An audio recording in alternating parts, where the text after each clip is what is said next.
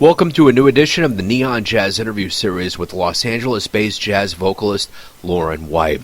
We caught up with her about her latest 2021 CD, Ever Since the World Ended, her life in music, and this COVID world we are living through. Her first 3 CDs were well received, and they've enjoyed some solid airplay. She was born and raised in Great Neck, Long Island, and her first musical inspiration was her aunt, who was an opera singer. Her parents also loved theater and frequently took the family on outings to Broadway plays. Get to know her and enjoy this interview. Thank you for taking a minute out, and I appreciate it. My pleasure. I'm delighted to talk with you. So I have done, since the pandemic began, hundreds of interviews since last August. And wow. I've really watched and kind of charted how this has happened. And your album has the most appropriate title to right? epitomize. I have to tell you. Well, that was the genesis of the record. I mean, when was it? Back, I've been working with Quinn Johnson. This is my 4th recording with him as an arranger, and I think my 3rd with him as a producer. And he and I, so we have a shorthand when we get together, which was really the only way to work during the pandemic. The idea of working with people that I didn't know was just beyond my, capacity to consider. And I also felt like I just really wanted to be, when I could, in whatever distance or remote way I could, to be with the musical people that I felt were kind of like family. And I always loved this Mose Allison tune, and Quinn, had a very cool idea for the arrangement, and very good friends with Dolores Scorsese, who's a fantastic jazz singer. And so we put it together as a single, and I don't know if you've seen it. I can send it to you or have Holly send it to you. We made a video to go with it, and the video is a visual montage of photographs taken by another dear friend of mine, a brilliant photographer named Paul Ryan, and we just put it out as a single. And then, and people loved it, and we sort of built on that idea, which was kind of everyone's idea, and put this 8-track CD together. Did you have any kind of ambiguity or any ambivalence of it coming out during a pandemic, or was this the right time, the right way, and the right, era to do it? Yeah. Well, I guess I would land on the other side of that conversation because we can't perform live, and that's the thing that's been, for me, the most, and my jazz friends here, the most painful. We have there's a wonderful community here, and not being able to be in clubs and not being able to perform our material live has just been so painful, really. It's like having a limb removed or something, and the connection that you get from live performing, that actually I felt more of an imperative. The feeling was, there was a little bit of a lull here in early September in Los Angeles, when it felt a little safer. And we did a very socially distanced studio recording, and it was so comforting, frankly, and so inspiring to be able to make some music that I did not feel ambivalent about it at all. How did this jazz thing start for you? Talk to me about your childhood and how you got involved with music. Well, doctor, how long do we have? No, I'm kidding. I grew up around, I grew up on the East Coast, and I was always singing from a very young age. My aunt was an opera singer, and although I was exposed to jazz, I think I was more led and, sort of influenced by the proximity to New York and musical theater. And I spent a lot of my young life in doing musical theater, always going to see jazz and listen to jazz, but I didn't really sing in the jazz mode at that time in my life. And then there was a long period when I didn't do any singing at all, and I really was very involved in another kind of life for a while. And when I moved here, I met some people. Mark Winkler is a very good friend of mine, and started working more and singing more jazz in town. And then, you know, one thing led to the other. But I always had, you know, jazz singers that I admired and music that I admired and listened to. But I think my background was more very eclectic. I like all types of music. So to not get pigeonholed into jazz, but since we're a jazz show, I want to know from you, tell me, what was the first live show that you ever saw that blew you away, that made you think that's what I want to do? That's a really good question. A live show. Well, you know, actually, I hadn't ever been asked this, and I was here, and I think I was seeing a lot of cabaret, and I went to see Mose Allison, believe it or not. I forgot all about this, and I just thought he was the coolest thing ever. I thought he was funky, and I'm always attracted to lyrics. And he's just an amazing lyricist, I thought, and I just loved the vibe. And then I started seeing other singers. I mean, I don't think I could pigeonhole it down to any one particular moment. Like I had an epiphany, and it was like eureka. There are so many people I've seen over the years who I thought were extraordinary.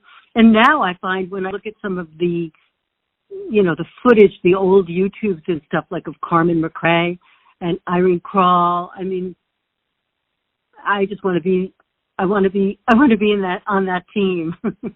Mose Allison is the coolest thing in the world, though. I mean, you know, without seeing him live, I mean, that's the only thing that can be caught up with a guy like him.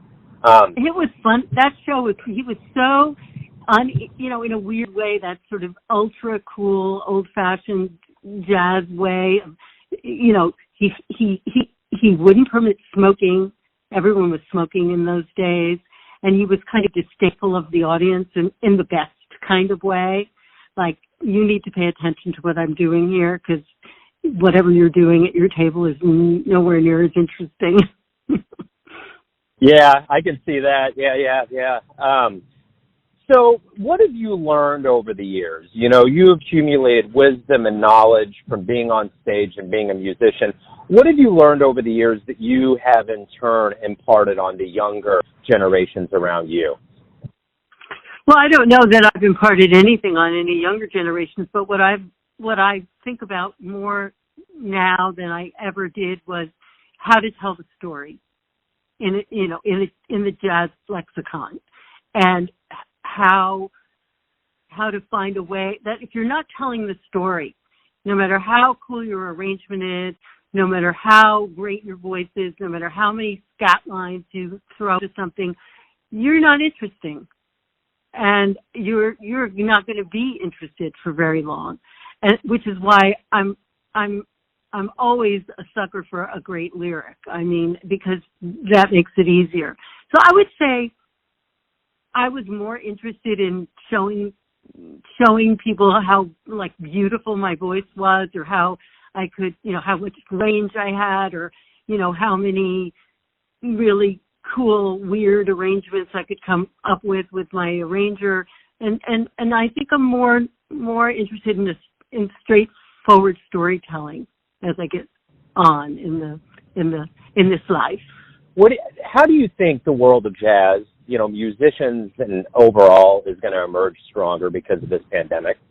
I think that all music, and since we're talking about jazz, I'll just say jazz, but all music and all kinds of creative endeavors that involve a relationship with the audience, or either through recording or live, people need to have their realities reflected back to them. That's what, you know, all of this is about. And I think there's going to be, once we're sprung from our restrictions in terms of how, I think it's going to go crazy.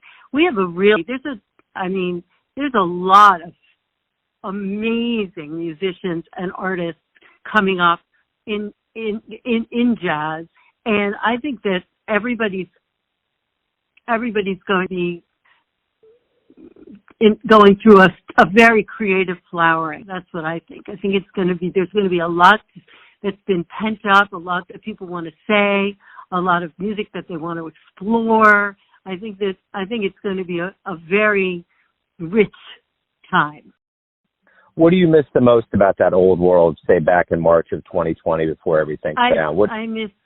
I miss the clubs, and I miss connecting with my friends. We would all go to each other's shows, and I miss the musical live. I miss all of that tremendously. And it's been a challenge. I don't know what it's like in Kansas City, but a lot of the clubs are not surviving. Yeah. And, everyone is trying to be as supportive as they can with GoFundMes and all that sort of thing. But it's rough out there. I'm sure you're familiar with the Blue Whale. Yeah. Out here. And he had to shut its doors. That was a tragedy, especially for the younger set, if you will. I mean, that was where a lot of amazing musicians found a home, and where extremely creative and unusual music was played and performed. And I know Catalina has had an ongoing GoFundMe since the beginning of the pandemic. I know that in New York, the Jazz Standard had to close. So we have to keep the clubs open, because that's just the heart of it. It's where we who love this music and who support it and who perform it or admire it, we need places to go and be together and where we can hear all of it. I agree. What do you hope we realize when we all do get back into the live environment, both audience and musicians, about this absence of live music? That connects everything. I really do feel like that is one of the things that we, Quinn and Trey and Ray and everybody involved in this record that we just made, the connection is all. Like, without connecting and through jazz language and idiom, we don't have anything. And I think, we've all risen to this time mostly in an admirable way, and God bless Zoom and all of that. But man, it's not the same. Yeah, I agree. It just isn't. The spontaneous moment, the connections, being able to be in the moment is something I think we're all going to really appreciate in a way perhaps that we didn't as much before. Yeah, if we all ever really wanted the meaning of life probably dictated to us at some point in our lifetime, maybe 2020 was the time that we needed that mirror in front of our face. I hope so. I feel hopeful. I mean, I do think that there is a lot of change afoot, and there does seem to be some hope on the horizon, certainly in terms of the pandemic. And I think, also there's just a lot of people who want to get back to being kind to one another and creative. I think the joy of being able to get up there and play together and, and jam and do our music is, it's everything. That question you asked me a little bit earlier about, not being ambivalent about recording because you can't, I'd like to put this music on its feet. I'd like to be my audience and sing it and have these guys play. I'm just, I'm hoping for that to happen sooner rather than later. Yeah. What were you going to ask me? I was going to ask you, everyone has a perception of you, your family, your friends, your fans, but you're the one that's living your life. Who do you think you are? Yeah. A learner. I think I'm always interested in being taught something. That's what keeps me alive. And I love, I say on the record, to all the people I work with, in particular with Quinn, it's always challenging me. That makes me feel, I'm curious. I'm always curious. Right on. That's a great answer. Great way to wrap everything up. Thank you for taking some time out to talk with Neon Jazz. Good luck with the album and the return to the stage. Thank you so much. I hope you enjoy it. Thanks for listening and tuning in to another Neon Jazz interview. We give you a bit of insight into the finest players in New York, Los Angeles, Kansas City, and spots all over the world, giving fans all that jazz. Thanks to Lauren for her time, music, and story. If you want to hear more interviews, go to Famous Interviews with Joe Domino on the iTunes Store. Visit Neon Jazz at youtube.com, and for everything Neon Jazz all the time, go to the neonjazz.blogspot.com. Until next time, enjoy the jazz, my friends.